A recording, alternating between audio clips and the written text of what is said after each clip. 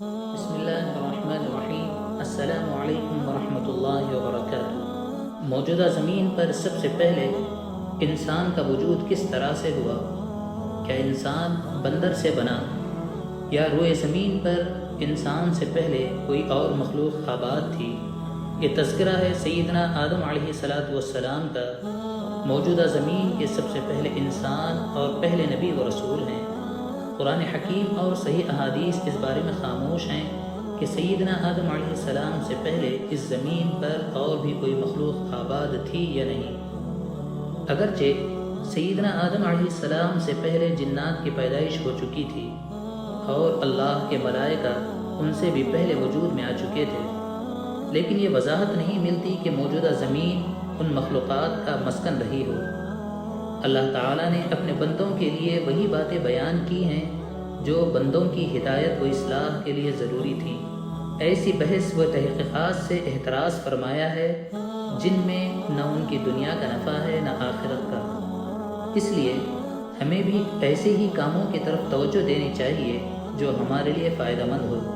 اگر اس بات کو مان بھی لیں کہ سیدنا آدم علیہ السلام سے پہلے موجودہ زمین پر کوئی اور مخلوق آباد تھی، جیسا کہ طبقات الارض کے ماہرین کا خیال ہے، پھر بھی اس تحقیق سے ہمیں صرف انکشاف کی حد تک فائدہ حاصل ہوگا۔ ہمارا سلسلہ نسب جس ذات سے ہے وہ ذات گرامی سیدنا آدم علیہ السلام کی ہے، جن کا تذکرہ قرآن حکیم نے سب سے پہلے کیا اور بار بار کئی آیات میں بیان کیا ہے۔ قرآن کریم نے نہایت وضاحت کے ساتھ کسی بھی شک و شبہ کے بغیر صاف الفاظ میں کئی جگہوں پر ہمیں یہ بتایا ہے کہ انسانیت کا آغاز صرف اور صرف انسانیت ہی سے ہوا ہے۔ انسان کی تاریخ کسی غیر انسانی وجود سے ہرگز نہیں ہے، وہ پہلے ہی دن سے انسان بنایا گیا تھا اور اللہ تعالیٰ نے اس کو مکمل انسانی شعور کے ساتھ اس کی زمینی زندگی کی ابتدا کی ہے۔ ڈارون کا نظریہ ارتقاء، بندر سے انسان ہونا، ویسے یہ نظریہ خود اپنے درست ہونے میں محتاج ثبوت ہے۔ بہرحال یہ اہم نقطہ ہر مسلمان کے پیش نظر رہنا ضروری ہے کہ کسی نظریے پر اگر کچھ دلائل قائم بھی ہو جائیں تو چاہتے ہوئے یا نہ چاہتے ہوئے کسی چیز کا پوری طرح ثابت ہو جانا ضروری ہو جائے، یا اگر کسی وقت عقل کی قوت و طاقت نے کسی معمولی ستون کو سونا ثابت کر دیا ہو اور انسان اس کے قبول کرنے پر مجبور بھی ہو گیا ہو، تب بھی پتھر پتھر ہی رہے گا، سونا ہرگز نہیں ہو سکتا۔ نظریہ ارتقاء اپنے دلائل میں اگر بہت کچھ سامان رکھتا بھی ہو تو اس کی حیثیت محض ایک بوسینہ دفینے سے کچھ زیادہ نہیں ہو سکتی۔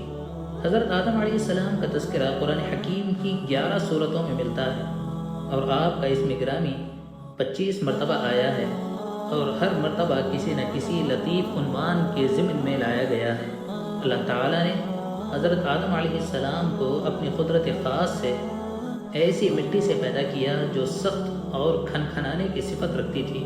اس کے لیے قرآن حکیم نے 3 لفظ استعمال کیے ہیں: صلصال، سوکھا کارا بجنے والا، حمین، خمیر شدہ سیاہ کیچڑ، مسنون، تغیر پسند بودار۔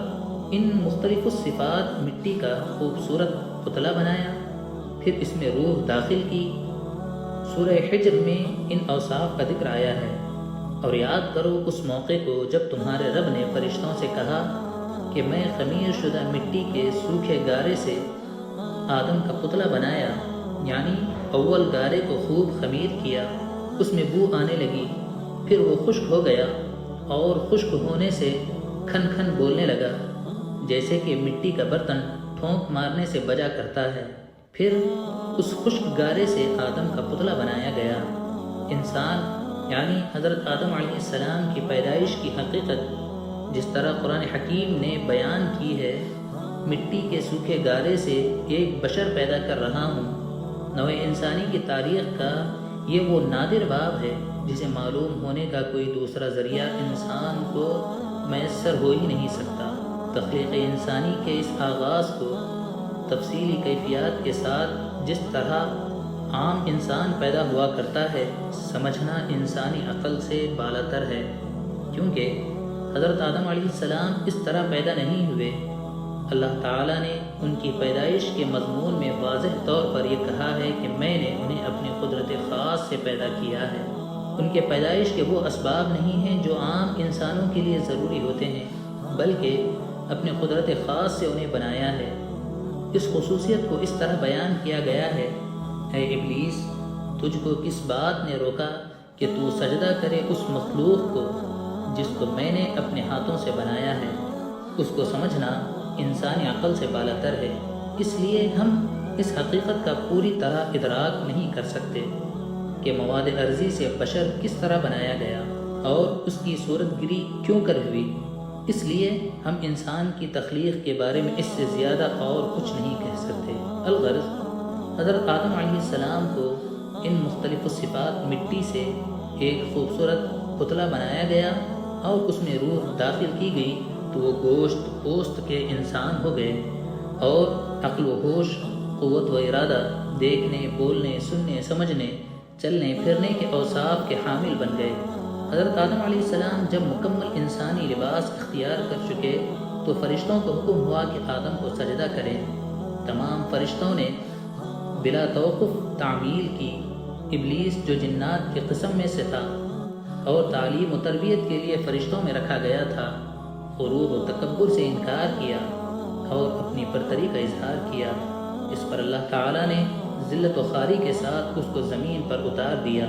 حضرت آدم علیہ السلام کی پیدائش کا ذکر، فرشتوں کو سجدہ کرنے کا حکم، ابلیس کا انکار قرآن کریم کی سورۃ الحجر میں اس طرح بیان کیا گیا ہے: اور ہم نے انسان کو بہتی ہوئی مٹی سے جو کہ خمیر کیے ہوئے گارے کی بنی تھی پیدا کیا، اور جنات کو آدم سے بہت پہلے آگ سے کہ وہ ایک گرم ہوا تھی پیدا کر چکے تھے۔